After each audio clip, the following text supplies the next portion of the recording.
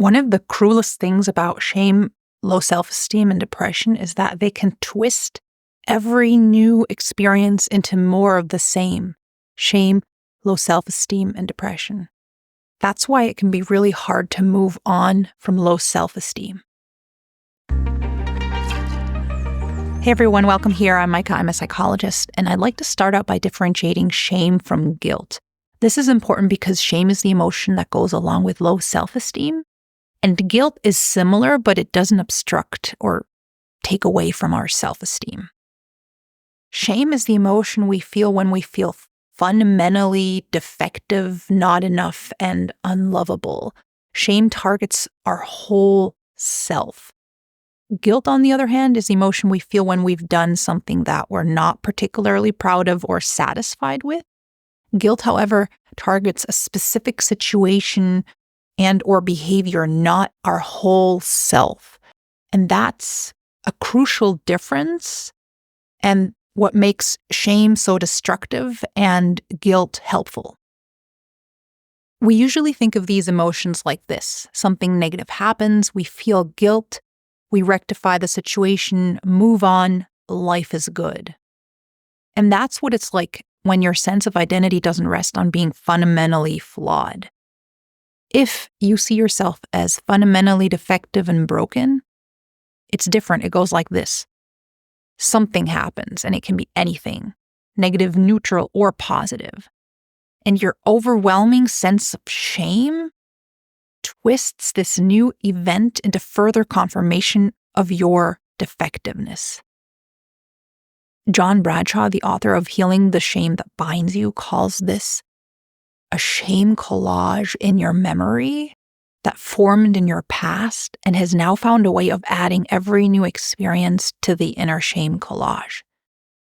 The shame collage consists of every memory you have that seemingly depicts, explains, or proves your inherent defectiveness or inferiority.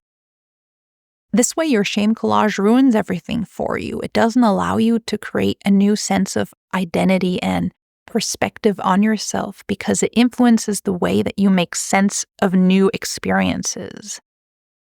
It can even ruin positive things that happened in the past because it'll find a way of explaining new experiences so that they negatively affect and discredit successes you've had in the past.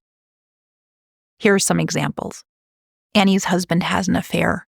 They break up, divorce. Now their child is a child of divorce.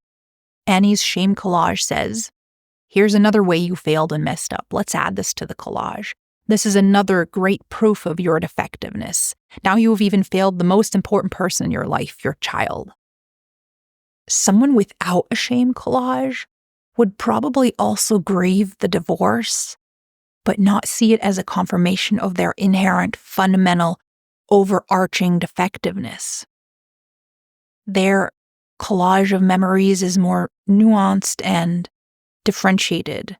It's composed of different memories that mostly have positive and negative aspects, and none of these memories can affect their inherent sense of enoughness that isn't touched by the struggles they have on the outside.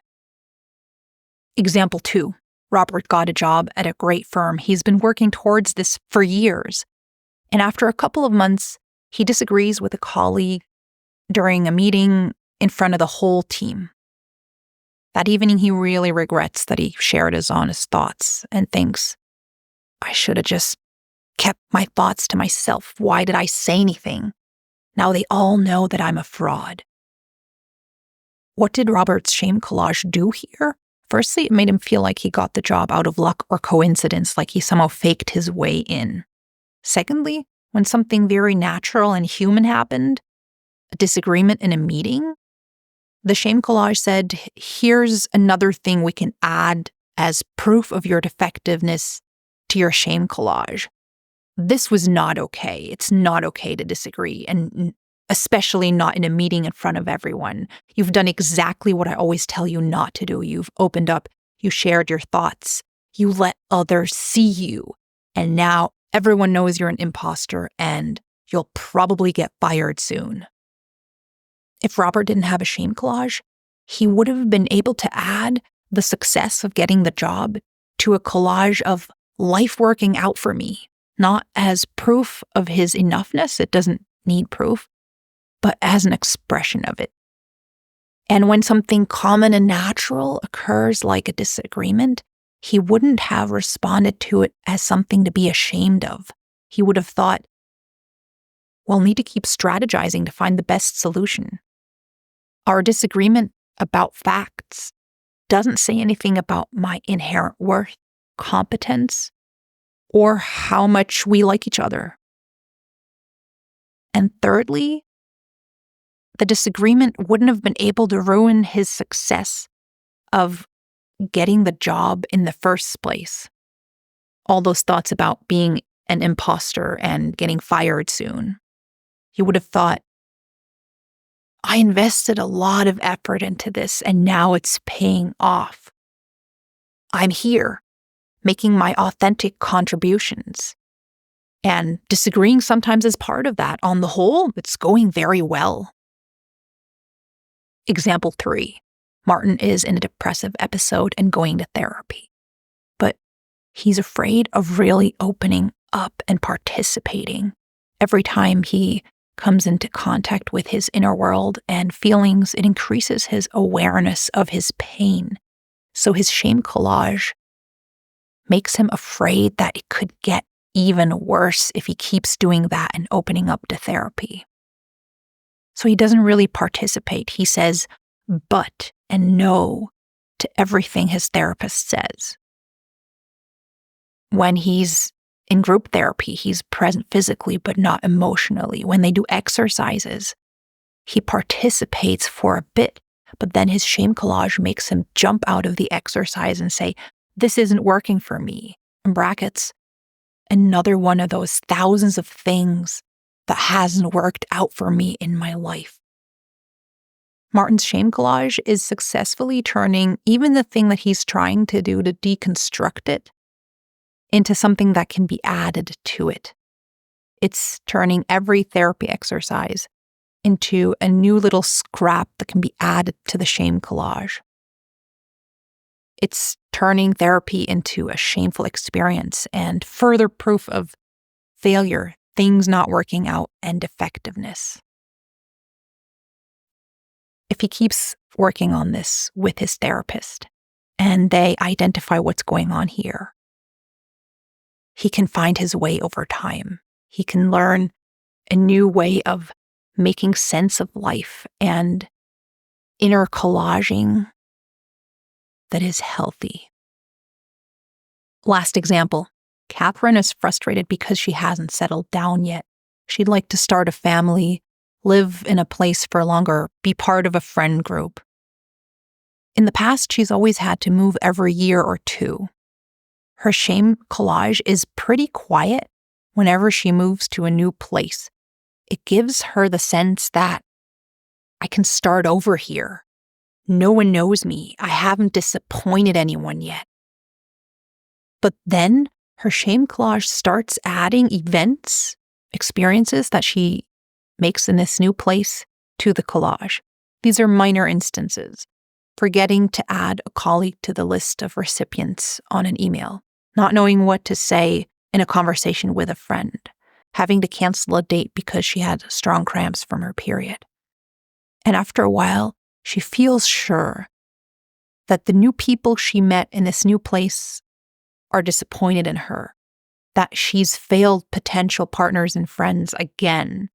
And this weighs down on her so much that she has to move again to get another fresh start in a new place.